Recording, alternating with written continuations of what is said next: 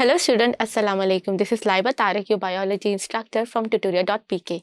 Today we are doing the chapter 9 of your grade 11 book, that is the diversity among animals. Let's start. जब हमने animal का word को देखते हैं तो animal is derived from the Greek word that is the anima. और anima का मतलब होता है breathe और soul. यानी हर वो चीज़ जो कि सांस लेती है और चलती फिरती है उसको हम animals कहते हैं. Animals दुनिया के हर कोने में होते हैं, चाहे वो land हो, वाटर हो या डेजर्ट हो, everywhere we can find the animals. लेकिन इतने सारे एनिमल्स को क्लासिफाई कैसे किया जाता है, उनमें क्या चीज़ें कॉमन होती हैं. So let's discuss the characteristics of the animals. आपको याद होगा हमने चैप्टर 7 के अंदर प्रोटोजोआस के बारे में पढ़ा था. प्रोटोजोआस आर वो ऑर्गेनिज्म जो कि एनिमल्स लाइक लगते हैं लेकिन एनिमल्स नहीं होते. These following characters are the one that define the animals. पहली चीज़ कि वो यूकैरियोटिक सेल से क्रिएट होने चाहिए. सेकेंड चीज़ कि वो इंजेस्टिव होने चाहिए, यानी कि अपने माउथ से फूड ईट करते हो. Third, they should be multi cellular which means that should be consist of more than one cells. और फोर्थ के उनके अंदर साइज की वेरिएशन होती है, यानी कि वो माइक्रोस्कोपिक से लेकर एक ब्लू व्हेल तक जितने ह्यूज हो सकते हैं. अब हम बात करते हैं एनिमल्स क्लासिफिकेशन की. अब आप देखें तो दुनिया में minerals of different species of animals हैं और हर स्पीशी के लिए हर कंट्री के अंदर डिफरेंट नेम है. फॉर एग्जाम्पल, इंग्लैंड के अंदर बिल्ली को कैट कहते हैं जबकि हम यहाँ पे बिल्ली कहते हैं. अरेबिक में उसे कुछ और कहते हैं. तो साइंटिस्ट के लिए एनिमल्स को स्टडी करना बहुत ज़्यादा डिफिकल्ट था. So they came up with the binomial nomenclature, जिसकी वजह से उन्होंने एनिमल्स को जो था वो आइडेंटिफाई किया, उन्हें नेम किया और देन उनके कैरेक्टरिस्टिक्स की बेसिस पे उन्हें क्लासीफाई किया into different phylums and groups. Animals को क्लासीफाई करने के लिए उन्होंने 4 कैरेक्टरिस्टिक्स को जहन में रखा. पहली चीज़ थी प्रेजेंस और एब्सेंस ऑफ टिश्यूज, यानी उनके अंदर टिश्यू लेवल ऑर्गेनाइजेशन होती है या जस्ट एक मैस ऑफ सेल्स है. सेकंड, अगर टिश्यूज होते हैं तो वो टिश्यूज की लेयर्स कितनी होती हैं, 2 लेयर्स होती हैं या 3 लेयर्स होती हैं. Third is the body symmetry, यानी अगर वो एनिमल्स जो है वो उनके अंदर टिश्यू लेयर्स हैं तो उनके एनिमल्स की जो डिवीजन है वो किस तरह से है. Fourth is the types of body cavity, यानी उनके अंदर अगर बॉडी कैविटी जिसे हम सिलोम कहते हैं वो क्रिएट होता है तो वो कैसे क्रिएट होता है. सबसे पहले बात करते हैं classification that is based upon the organisation of the tissues. इसमें सिर्फ 2 ही क्लासिफिकेशन है. पहली चीज, या तो वो मैस जो है वो मल्टी सेलुलर का है या उनमें से कोई टिश्यूज या जो सेल्स हैं वो एक दूसरे साथ ऑर्गेनाइज हुए एक सर्टेन फंक्शन के लिए. अगर देखा जाए तो हमारे पास 2 हैं. Number 1 is the Parazoa. जब दुनिया में मल्टी सेलुलर ऑर्गेनिजम्स क्रिएट हुए थे, जो सबसे पहले थे वो सारे मल्टी सेलुलर ऑर्गेनिज्म बेसिकली एक सेल था मैस का जिसने एक कॉलोनी क्रिएट की थी. उस कॉलोनी में हर सेल जो था वो सारे फंक्शंस परफॉर्म कर रहा था, चाहे वो रिस्पिरेशन हो, एक्सक्रीशन हो, डाइजेशन हो. इट मीन्स कि हर बंदे को सारे काम करने पड़ते थे, जिसकी वजह से कोई भी सेल जो था वो एक एफिशिएंट नहीं था.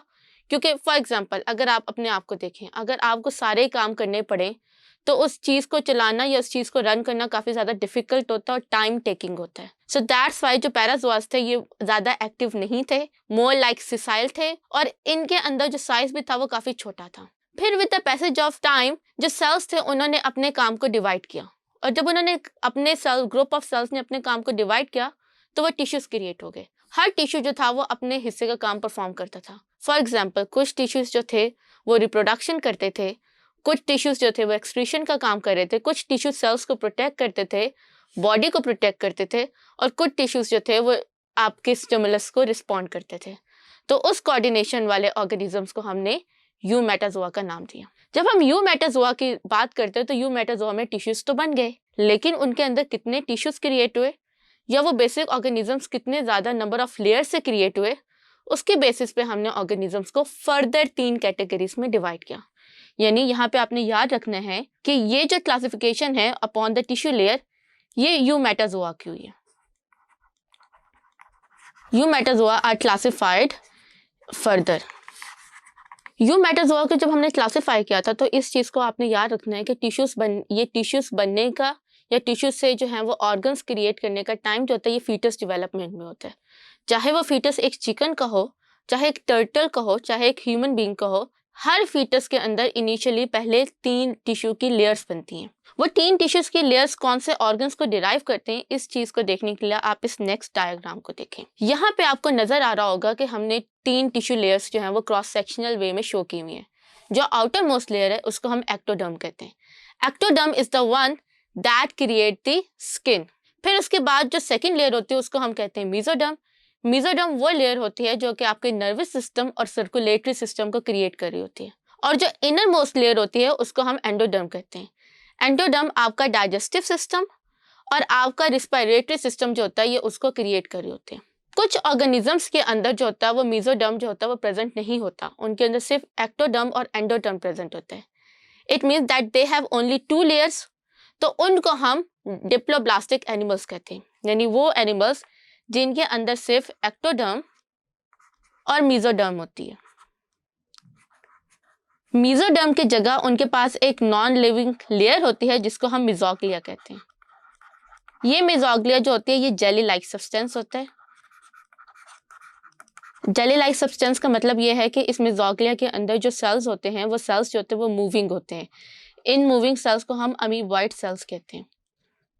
ये अमीबॉइड सेल्स जो होते हैं ये आपके मेसोग्लिया यानी कि जो मेसोडर्म जो फंक्शन या जो ऑर्गन्स को क्रिएट कर रहा होता है, मेसोग्लिया के जो सेल्स होते हैं वो उन ऑर्गन्स का थोड़ा बहुत फंक्शन परफॉर्म कर देते हैं। फॉर एग्जांपल ये अमीबॉइड सेल्स जो होंगे ये रिप्रोडक्शन भी कर देंगे, ये अमीबॉइड सेल्स जो हैं ये आपके सर्कुलेशन में भी हेल्प कर देंगे और ये आपके नर्वस सिस्टम को भी थोड़ा बहुत क्रिएट कर देंगे। फिर with the passage of time जब एवोल्यूशन हुई तो ऑर्गेनिजम्स जो थे उनके अंदर एक प्रॉपर जो था वो मेसोडर्म क्रिएट हुआ। ये मेसोडर्म जो था ये आपके वही ऑर्गन्स क्रिएट कर रहा था, लेकिन यहाँ पे जो था वो ऑर्गन्स प्रॉपर थे, मोर एफिशिएंट थे और अपना काम बहुत अच्छे से परफॉर्म कर रहे थे। फिर इस ट्रिप्लोब्लास्टिक एनिमल्स को जो उनके अंदर जो मेसोडर्म क्रिएट हुई उस मेसोडर्म की वजह से एक फर्दर इंटरनल लाइनिंग और एक बॉडी कैविटी क्रिएट हुई। उस बॉडी कैविटी को हम सिलोम कहते हैं। सिलोम जो थी उसकी बेसिस पे हमने ऑर्गेनिजम्स को फर्दर क्लासिफाइड किया 3 कैटेगरीज में। अब आप यहाँ तक जो है ये चीज अंडरस्टैंड करें। पहले हमने बात की डिप्लोप्लास्टिक और ट्रिप्लोप्लास्टिक की। डिप्लोप्लास्टिक में 2 लेयर्स थी और जो बीच वाली जेली लाइक थी वो थोड़े बहुत फंक्शन मेसोडर्म के परफॉर्म कर रही थी लेकिन प्रॉपर नहीं थी।